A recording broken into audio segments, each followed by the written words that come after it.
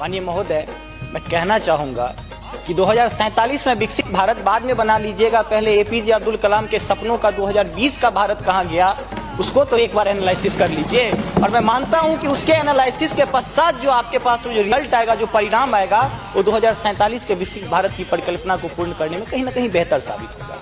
मैं उस क्षेत्र से आता हूं जो बिहार को दो भाग में बांटती है, एक नॉर्थ बिहार, एक साउथ बिहार। हमारा मिथिला का रीजन 6 महीने बाढ़ के पानी से ग्रसित रहता है। जब मैं राज्य सरकार से पूछता हूं तो कहती है कि विदेश का मामला है भैया, नेपाल पानी छोड़ देता है, मैं क्या करूं, उधर से चना डैम बना देता है। अब तो राज्य में भी सरकार आपकी है, केंद्र में भी आपकी है, तो प्रभु कृपया कुछ तो मदद कीजिए। दूसरी बात, कोसी का संसद में कह दिया गया कि ड्रेस कोड ये होना चाहिए। अरे मैं बाढ़ के उस इलाके से आता हूं जहां आधा धोती पहन के संसद तक आना पड़ता है, न सड़क है न कुछ है, तो कैसे आऊंगा। उसी क्षेत्र का एक नंगा बच्चा हमसे कहता है कि साहब मैं बाढ़ से ग्रसित हूँ, और दक्षिण बिहार का एक बच्चा कहता है कि मैं सुखाड़ से ग्रसित हूँ, मेरे पास पीने के लिए पानी नहीं है।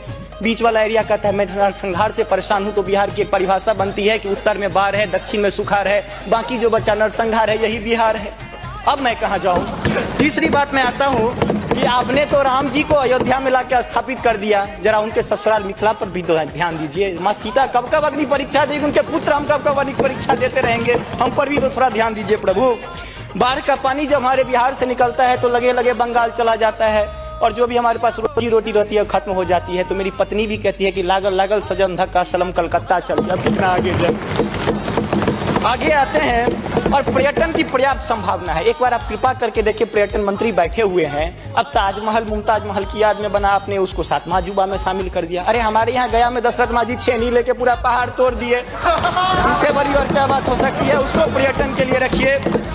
और ये जो भूखमरी, बेरोजगारी, अशिक्षित राज्य की जो हम पर वो जो पीठ पर धो रहे हैं, वो हमको इसी तरह की कविता याद दिलाती है कि तू सिंह मारती गैसी, मैं कोने में दुब का बैल प्रिय, मैं पीपल सा सीधा साधा, तुम उस पे लटकी चुड़ैल प्रिय। तो ये अशिक्षा, बेरोजगारी हम पर चुड़ैल की तरह लटकी है। तो there is politics behind every politics. स्नातकोत्तर राजनीति विज्ञान में पढ़ाई होती है, उसको छोड़ के जरा राज्य और केंद्र में अब सामंजस्य स्थापित करके कीजिएगा प्रभु। बहुत बहुत धन्यवाद।